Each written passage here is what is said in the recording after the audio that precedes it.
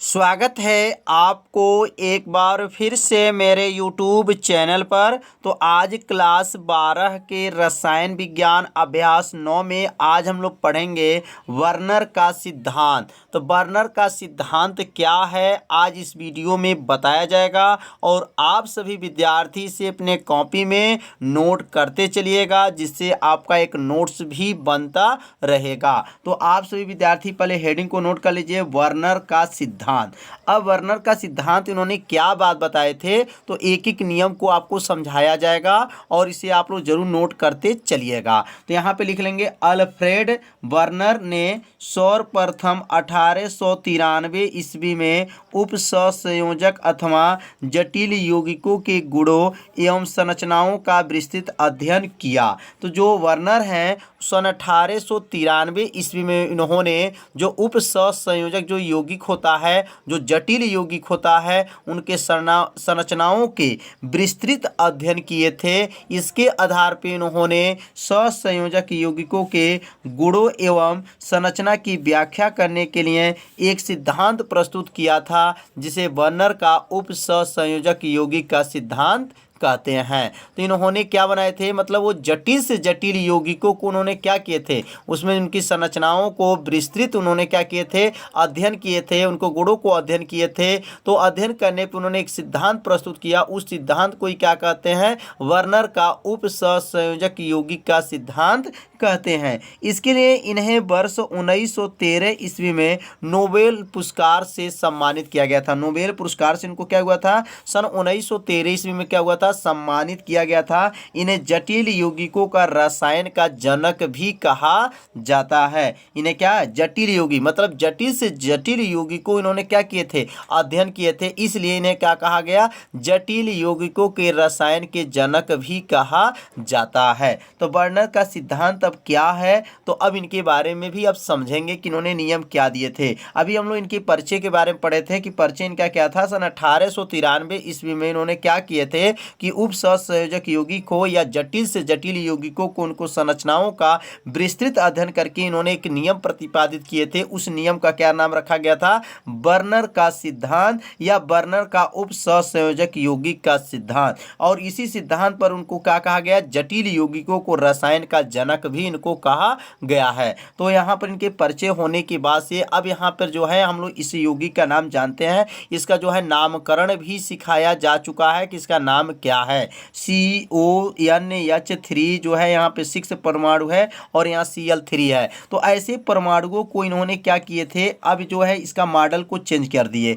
अब ध्यान दीजिए, यहाँ CO है 1 है तो यहाँ CO 1 हो गया, Cl3 है तो Cl3 लिख दिए, 6NH3 है तो 6NH3 लिख दिए। मतलब यह और यह जो अणु जो है आपस में क्या है, बराबर हैं। तो पहले ऐसे लिखा जाता था। तो उप सहसंयोजक यौगिकों को उन्होंने क्या किए, इसको जो रूप को क्या कर दिया है, बदल दिया है। अब रूप को जब बदल दिया तो इसकी संरचना कैसे बनाते थे, अब इनकी संरचना के बारे में भी थोड़ा सा समझ लिया जाए। जैसे यहाँ पे Ca कितना है, CO ध्यान दीजिए, CO है तो CO कितना है, तो 1 है तो यहाँ CO लिख लेंगे।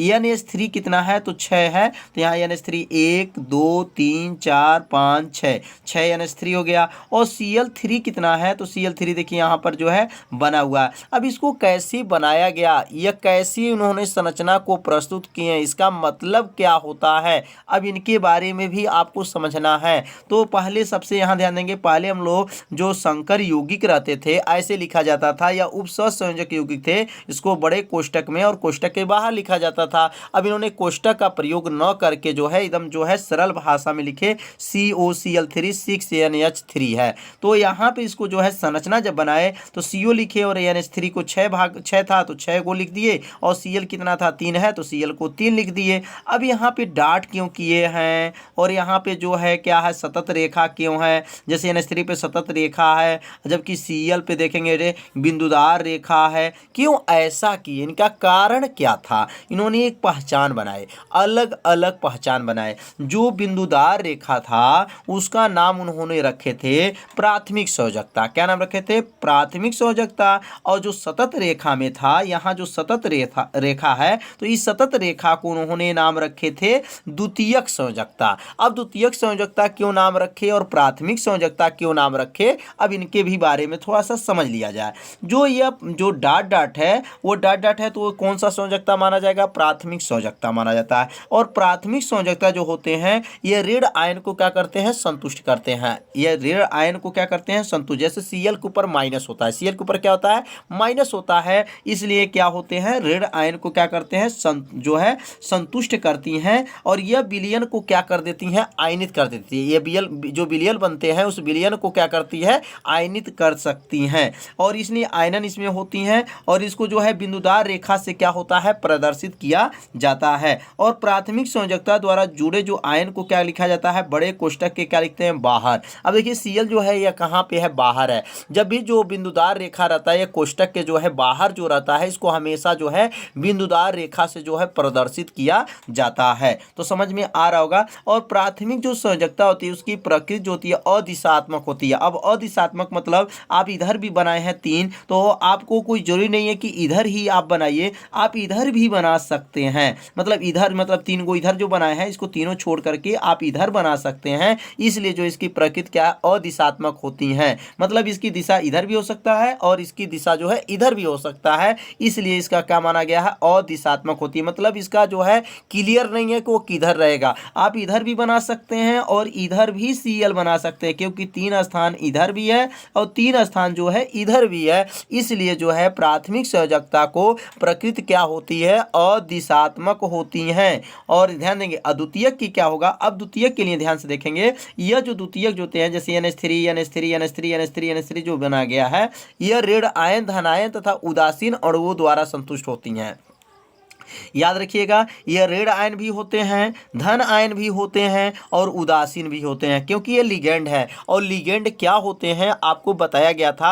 अगर लिगेंड आप नहीं जानते हैं, लिगेंड कितने प्रकार के होते हैं ये बताया जा चुका है, नहीं जानते हैं तो प्लेलिस्ट में वीडियो है, वहां से जाकर के लिगेंड के प्रकार जान सकते हैं कि लिगेंड जो होते हैं ऋण आयन भी होते हैं, धन आयन भी होते हैं और उदासीन भी होते हैं। तो NH3 क्या है, लिगेंड है। तो NH3 जो है यहाँ पर जो है, यहाँ तो उदासीन है, लेकिन अलग से जो अगर दूसरा कोई यहाँ पे लिगेंड जोड़ते हैं तो धन आयन या ऋण आयन या उदासीन आयन, ये तीनों में से ही तो कोई एक लिगेंड होगा। इसलिए जो है यहाँ पे जो है जो सतत रेखा पे लिखा जाता है वह जो है ऋण आयन भी होता है, धन आयन भी होता है और उदासीन अणु को क्या करता है, संतुष्ट करता है। अद्वितीयक जो संयोजकता की जो संख्या होती है वो निश्चित होती है, क्योंकि इसकी संयोजकता क्या होती है, निश्चित। जैसे NH3 कितना है, 6 है, तो इसकी संख्या क्या है, निश्चित होती है। और इसकी जो विलयन को क्या कर देती हैं, मतलब द्वितीय कुंडली जो होते हैं, जो द्वितीय संयोजकता होते हैं वो क्या करते हैं, ये विलयन को क्या करते हैं, आयनित करते हैं और इसको सतत रेखा द्वारा ही इसको क्या करते हैं, प्रदर्शित करते हैं। अद्वितीय जो संयोजकता होते हैं उससे जुड़े लिगेंड जो होते हैं केंद्रीय धातु प्रमाण के बड़े कोष्टक में जो है लिखा जाता है। इसको हमेशा किस में लिखा जाता है, बड़े कोष्टक में लिखा जाता है। तो ये तो नियम आप लोग समझ लिए होंगे कि इसका नियम क्या है। तो अब यहाँ पर नीचे जो है लिख लेंगे बर्नर के अनुसार। क्या लिखेंगे, बर्नर के अनुसार इन्होंने क्या क्या बात बताए थे। अब यहाँ पे अपना नोट्स भी बनाते चलिएगा। तो लिख लेंगे यहाँ पर बर्नर के अनुसार। अब लिखेंगे किसी उप सहसंयोजक यौगिक में 2 प्रकार के संयोजकता दिखाता है। इसमें कितने प्रकार का संयोजकता दिखाया है तो देख लीजिए एक बार। और इसमें 2 प्रकार के संयोजकता को प्रदर्शित किया है। पहला जो है प्राथमिक संयोजकता होता है और दूसरा जो है द्वितीयक संयोजकता होता है। अब प्राथमिक संयोजकता में क्या लिखेंगे कि यह ऋण आयन द्वारा संतुष्ट होती हैं। मतलब ये Cl जो दिया है डॉट डॉट करके जो है यह ऋण आयन होता है। क्या होता है, ऋण आयन द्वारा क्या होती हैं, संतुष्ट होती हैं। तो याद रखिएगा कि जो प्राथमिक जो संयोजकता होती है वह ऋण आयन द्वारा क्या होती है, संतुष्ट होती है। और यह विलयन में क्या करती है, आयनित हो जाती है। विलयन में क्या होती है, आयनित हो जाती है, अर्थात आयनन होती है। मतलब जो ये Cl है वह विलयन में क्या हो जाती हैं, आयनित हो जाती हैं, अर्थात वह क्या होती हैं, आयनन होती हैं। इनको बिंदुदार रेखा द्वारा प्रदर्शित करते हैं। मतलब हमेशा जो प्राथमिक जो संयोजकता होता है इसको किस रेखा द्वारा प्रदर्शित किया जाता है, बिंदुदार रेखा द्वारा प्रदर्शित किया जाता है। यहाँ देख लीजिए एक बार। और यहाँ पर जो डॉट डॉट करके लिखा गया है देखिए बिंदुदार रेखा बोला जाता है। तो प्राथमिक संयोजकता को बिंदुदार रेखा द्वारा प्रदर्शित करते हैं। और चौथा इसमें है प्राथमिक संयोजकता द्वारा बड़े आयनों को बड़े कोष्टक से क्या लिखते हैं, बाहर लिखते हैं। अब यहाँ प्राथमिक जो भी संयोजकता जो रहता है उसको जो बड़े कोष्टक के उसको क्या लिखा जाता है, बाहर में लिखा जाता है। जैसे यहाँ देख लेते हैं Cl3 जो है देखिए कोष्टक के क्या है, बाहर है, और ये जो Cl जो है क्या है, प्राथमिक जो है संयोजकता है। तो समझ में आ रहा होगा कि प्राथमिक संयोजकता को किससे दिखाया जाता है, डॉट डॉट। और प्राथमिक संयोजकता क्या होते हैं, प्राथमिक संयोजकता जो होते हैं आयनित होते हैं, और ये विलयन में क्या जाते हैं, आयनित होते हैं, इसलिए इनमें आयनन का गुण पाया जाता है, और ये ऋण आयन को क्या करते हैं, वह संतुष्ट करते हैं। तो आप सभी विद्यार्थी से अपने कॉपी में जरूर इसको नोट कर लीजिएगा, और नोट करने के बाद इसे 2 बार आप लोग पढ़िएगा, जिससे आपको अच्छे से क्या हो जाएगा, याद हो जाएगा। अब इनका जो अगला जो हम लोग पढ़ेंगे द्वितीयक जो संयोजकता क्या है, तो यहाँ पे जो 5वां लिख लीजिए, प्राथमिक संयोजकता की प्रकृति अदिशात्मक होती हैं, मतलब इसकी दिशा जो है अलग अलग होती हैं। और कैसे होती हैं यहाँ पे दिखाया गया है, एक बार और देख लीजिए। जैसे यहाँ पर Cl को जो है इधर जोड़ा गया है, तो इधर भी जोड़ सकते हैं, कोई ज़रूरी नहीं है कि इधर ही जोड़ा जाएगा, इधर भी जोड़ सकते हैं। इसलिए जो है प्राथमिक संयोजकता की जो प्रकृति होती है वह क्या होती हैं, अदिशात्मक होती हैं। इनके द्वारा उपसंयोजक यौगिक की ज्यामिति या संरचना का निर्धारण नहीं होता है, मतलब इनकी संरचना का जो है निर्धारण नहीं किया जा सकता है कि वह किधर रह सकता है। आप चाहे तो जिधर बनाना चाहे, लेकिन 3 है तो 3 बनाएंगे, 4 है तो 4 बनाएंगे।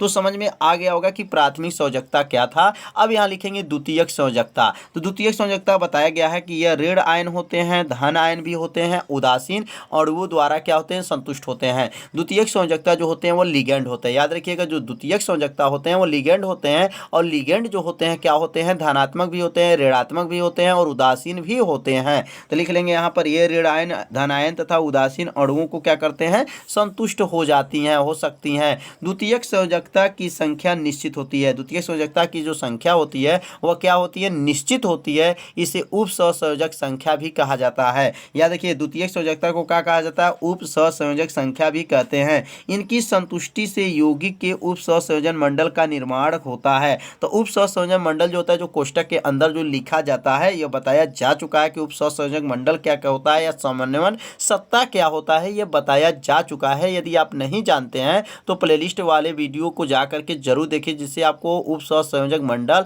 या जो है समन्वयन सत्ता क्या होता है बताया जा चुका है। अगला लिखेंगे, द्वितीयक संयोजकता विलयन में आयनित नहीं होती है। अब देखिए, प्राथमिक जो संयोजकता होते हैं वह क्या होते हैं, वह विलयन में आयनित हो जाते हैं, जबकि द्वितीयक जो संयोजकता होते हैं वह विलयन में जो है आयनित नहीं होते हैं, अर्थात आयनन योग्य नहीं होते हैं। मतलब इनके अंदर जो है आयनन का गुण इसके अंदर जो है पाया नहीं जाता है। इनको किस रेखा से प्रदर्शित करेंगे, तो इनको सतत रेखा मतलब इसको सीधी रेखा। और उनको किसे, प्राथमिक जो संयोजकता था उनको किसे था, तो प्राथमिक जो संयोजकता है उनको बिंदुदार रेखा द्वारा प्रदर्शित करते हैं। इनको जो है सतत रेखा द्वारा क्या करते हैं, प्रदर्शित करते हैं। और द्वितीयक जो लिखेंगे, द्वितीयक संयोजकता द्वारा जुड़े लिगेंड तथा केंद्रीय धातु परमाणु को बड़े कोष्टक के अंदर लिखते हैं। मतलब हमेशा जो द्वितीयक संयोजकता जो होता है वह जुड़े लिगेंड द्वारा केंद्रीय धातु परमाणु को बड़े कोष्टक के अंदर ही लिखा जाता है। अभी आपको बताया गया भी है कि कहाँ पे बड़े कोष्टक होते हैं और कहाँ पे जो है छोटे कोष्टक होते हैं।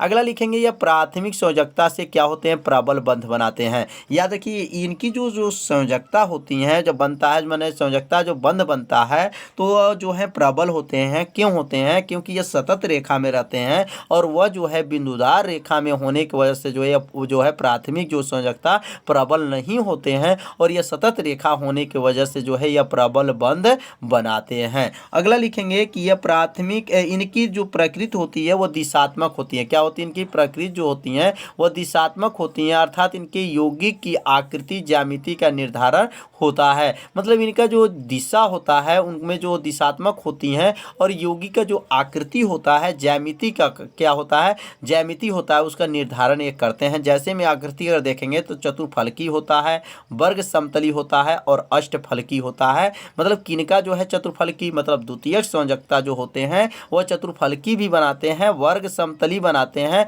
और अष्टफलकी भी बनाते हैं। अब ये कैसे बनाते हैं, अब यहाँ पर भी इनके बारे में सीख लेंगे। तो आप सभी विद्यार्थी पहले इसे शॉर्ट स्क्रीन ले लीजिए, या इसे अपने कॉपी में पहले नोट कर लीजिए, 2 बार पढ़िए, आपको यह जो है वर्णन का सिद्धांत अच्छे से समझ में आ जाएगा। बर्नर ने दो सिद्धांत जो दिए, एक प्राथमिक संयोजकता पे दिए थे और एक जो दिए थे द्वितीयक संयोजकता पे दिए थे। तो प्राथमिक संयोजकता क्या होता है और द्वितीयक संयोजकता क्या है, आपको अलग अलग जो है यहाँ बताया गया है। दोनों को पहले जब नोट कर लेंगे तो आपको अच्छे से क्या हो जाएगा, समझ में आ जाएगा। अब यह चतुर्फलकी क्या होता है, थोड़ा इनके बारे में भी समझ लेते हैं। अब यहाँ पे जैसे कोई यौगिक है और ये इस यौगिक का नाम मान लेते हैं यम है। क्या नाम है, यम है। अब यहाँ पे चतुर्फलकी बनाएंगे, जैसे यहाँ पर एक इधर हो जाएगा, एक दो इधर हो गया, फिर एक ऊपर हो जाएगा और एक जो है नीचे हो जाएगा। तो ये क्या हो गया, इसको कहा जाएगा चतुर्फलकी। मतलब इसमें चार जो है फलक होते हैं। वर्ग जो है समतली क्या होता है, जैसे मान लेते एक जो है यम जो है यौगिक है और यहाँ पे जो है क्या है ऊपर बनेगा, नहीं थोड़ा सा ये मिस्टेक हो गया, ऊपर इसको बना देते हैं अष्टफलकी, इसका नाम अष्टफलकी रख देते हैं। इधर बना लेंगे आपका, यहाँ नीचे बना लेंगे, दो हो गया, तीन हो गया, चार हो गया और यहाँ जो है पाँच हो गया और यह हो गया आपका छः हो गया और एक सात हो गया और ये क्या हो गया, आठ हो गया।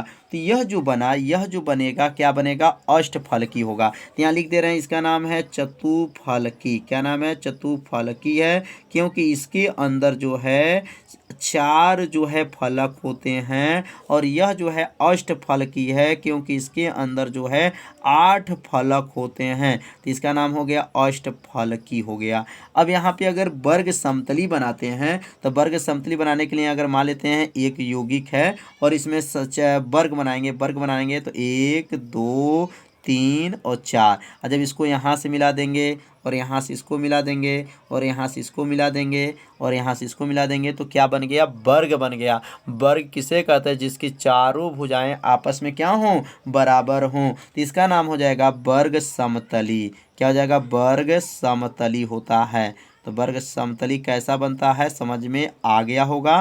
तो यह बना है चतुर्फलकी, अष्टफलकी और वर्ग जो है समतली। यह किस में बनता है, तो इसमें जो दिशात्मक होती हैं और इनकी ज्यामितीय आकृति का क्या होता है, निर्धारण होता है। तो किस में होता है, यह द्वितीयक संयोजकता में होता है। तो आज की पढ़ाई जो है बर्नर का सिद्धांत था। तो बर्नर का सिद्धांत कैसा था, आप सभी विद्यार्थी जरूर बताइएगा। क्या आपको समझ में आया कि नहीं आया, नहीं आया या आया, जरूर आप सभी विद्यार्थी कमेंट जरूर कीजिएगा। वीडियो को लाइक कर दीजिएगा। वीडियो को ज़्यादा से ज़्यादा अपने सभी दोस्तों के पास जो है शेयर जरूर कर दीजिएगा। तो आज की पढ़ाई में बर्नर का सिद्धांत हुआ है। तो आज का पढ़ाई जो है इतना ही रहेगा। मिलते हैं अब अगले भाग में, तब तक के लिए सभी विद्यार्थियों को नमस्कार।